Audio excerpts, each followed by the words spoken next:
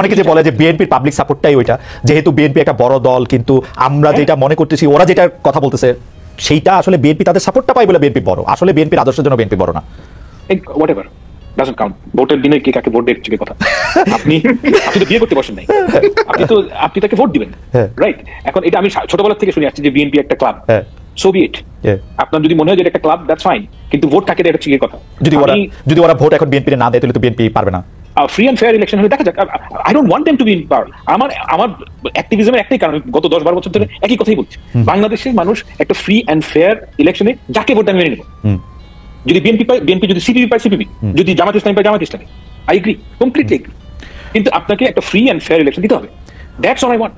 Okay sir, আমি ফার্মের কাছে আবার একটু আসবো। স্যার, আমি একটা জিনিস জানতেছিলাম যে আমার এখানে একজন সাংবাদিক এসেছিলেন, তো তার সাথে আলাপ প্রসঙ্গে তিনি আমাকে জানালেন যে জনাব তারেক রহমানকে দেশে ফিরতে দিচ্ছে না জনাব ইউনূসের সরকার, তাকে আসলে বিভিন্নভাবে মাইনাস করার একটা পরিকল্পনা করা হচ্ছে। এই ব্যাপারে আসলে আপনার কোনো তথ্য আছে কিনা? আমরা প্রশ্নটাকে আরেকটু করতে চাই। জনাব তারেক রহমান দেশে ফেরাটা কবে ফিরবেন, এখনই ফেরা উচিত কিনা, তিনি কোনো কিছু আশঙ্কা করতেছেন কিনা? আমি আসলে আই হ্যাভ নো আইডিয়া উনি কি প্ল্যান করতেছেন, অথবা কারণ আমার তো এটা থাকাও স্বাভাবিক না আসলে। কিন্তু আমি বিভিন্ন ভাবে বিভিন্ন সূত্রে জানতে পারি অথবা বুঝি যে বিশেষ যে গোষ্ঠী আছে সেই গোষ্ঠী বাংলাদেশে সহসা নির্বাচন হোক এটার পক্ষে তারা না। তারা চান বাংলাদেশের যে অবস্থায় বর্তমানে আছে অন্তর্বর্তী সরকার, এটাই আরো দীর্ঘায়িত হোক, অন্তত 2-3 বছর আরো দীর্ঘায়িত হোক, এবং তারপরে তারা একটা অবস্থা থেকে নিজস্ব একটা সুবিধা মতো পর্যায়ে পৌঁছে তারপরে তারা ইলেকশনটা দিতে চান।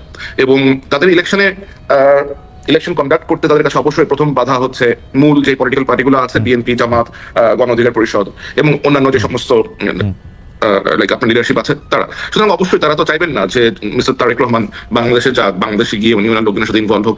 তো তার ফেরা ঠেকাতে অবশ্যই অনেক রকমের তৎপরতা থাকতে পারে, বাট আমি নিশ্চিত না যে এরকম তৎপরতা আছে কিনা। বাট আমি বিএনপির লোকজনের কাছে আমি যতটা জানি যে উনি যথেষ্ট ইন্টারেস্টেড বাংলাদেশে ফেরত যেতে। ওনার মায়ের চিকিৎসা এখনো চলছে ইউকেতে, তো উনি হয়তো নিশ্চয়ই ওরকম একটা সুবিধাজনক সময় বাংলাদেশে ফেরত যাবেন। মানে এই প্রশ্ন ফাহাম যখন আরেকবার আসছিলেন, ফাহামকে আবার করছিলাম যে ফাহাম সে সময় একটা উত্তর দিয়েছিলেন যে এটা তো আসলে দেশের সকল ফোকাস ওদিকে চলে যাবে, কিন্তু দেশের সকল ফোকাস ওদিকে গেলে তো যাওয়াই তো উচিত মনে হয় এখন এই হানাহানি পারস্পরিক কাদা ছোড়াছড়ির মধ্যে। আপনার কাছে কি মনে হয় যে মানে উনি? আমার মনে হয় হি উইল লিভ, লাইক আমার মনে হয় he will travel to Bangladesh, খুব শীঘ্রই বোধহয় উনি যাবেন বাংলাদেশে। ফাহাম কি এটার একটা এক লাইনে কিছু বলবেন যে আপনার কি মনে হয়? আমার তো মনে হয় উনি যাবেনই অবশ্যই, কিন্তু কখন যাবেন এটা তো বলা খুব দুরূহ, কারণ এই মুহূর্তে তো ওনার মার চিকিৎসা চলছে। আর উনি বাংলাদেশে যাওয়াটা এটা একটা ঘটনা ঘটবে, তো আমার কাছে মনে হয় না যেটা হুট করে হওয়া সম্ভব। মানে উনি যদি প্ল্যানও করেন, হুট করে হওয়া এটা সম্ভব নয়। উনি তার আমার প্রোফাইলে মানুষটা যে আমি টিকিট কেটে চলে যাবো। ওকে, আচ্ছা বুঝতে পারছি। মানে ওনার বোধহয় এখন আরো 2টা মামলা আছে, এখনো বোধহয় আরো 2টা মামলা পেন্ডিং আছে, এরকম কিছু একটা মামলা পেন্ডিং থাকলে তারও বেশি করে যাওয়া উচিত। কারণ হচ্ছে যে আপনি তো আপিল করতেছেন মামলা কোয়াশ করার জন্য, মামলার যে আসলে গ্রাউন্ডই নাই সেটার ক্ষেত্রে মিনিমাম আপনাকে আসলে কোর্টের সামনে হাজির হইতে হয় গত অন্যায় বলার জন্য। এটা যে উনি অ্যাটর্নি জেনারেলের ফাইল দিয়ে পাঠিয়ে দিয়েছেন এটা ঠিক হইতেছে না। আমি টেলিং ইউ, এটা উনার হাজির হয়ে এগুলিকে বন্ধ করা উচিত। একদিন উড়ে যাবে সব, যেটা আমার আন্দাজ। সরকার যদি বাধা না দেয়, মামলাতে বোধহয় ওনার সাজা হয়ে আছে, ওটা কোন একটা মামলাতে সাজা হয়ে আছে। সাজা তো বাবর সাহেবের হয়েছিল, কিন্তু মানে ওগুলি তো আসলে যাই না।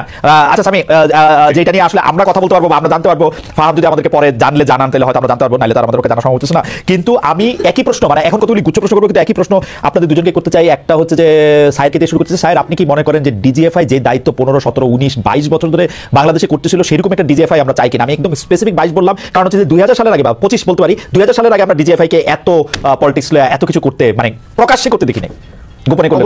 অবশ্যই এরকম একটা ডিজিএফআই আমরা চাই না।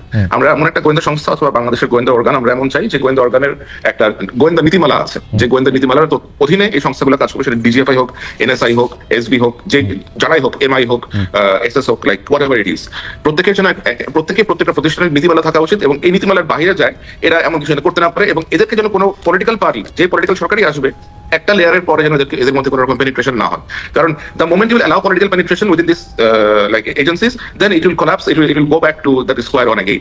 কারণ এদেরকে ব্যবহার করেই কিন্তু আপনার রাজনৈতিক ব্যক্তিরা নিজ যে চেষ্টাগুলো আছে, যে আকাঙ্ক্ষাগুলো আছে, ওনার লাইক আপনি চলে যেতে করে থাকে। কিন্তু স্যার, আপনি তো এই বিষয়ে বিশেষজ্ঞ, ফার্মের কাছে যাওয়ার আগে একটু জানতে চাই যে আধুনিক রাষ্ট্রগুলা কিন্তু এরকম একটা শক্তিকে তারা ব্যবহার করে, মানে পাকিস্তান, আইএসআই এর কথা, ইন্ডিয়ার রাষ্ট্রগুলা যেখানে বৈশাসী ব্যবহার করে।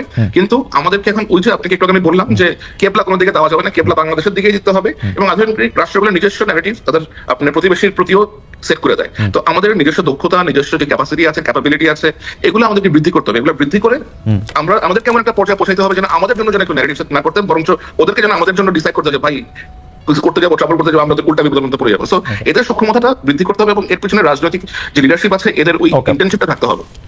ওকে, ফার্ম আপনার কাছে কি মনে হয় ডিজিএফআই? আমি মনে করি যে ডিজিএফআই প্রথমত এই as this organisation should be disbanded, okay, DGFI এবং র্যাব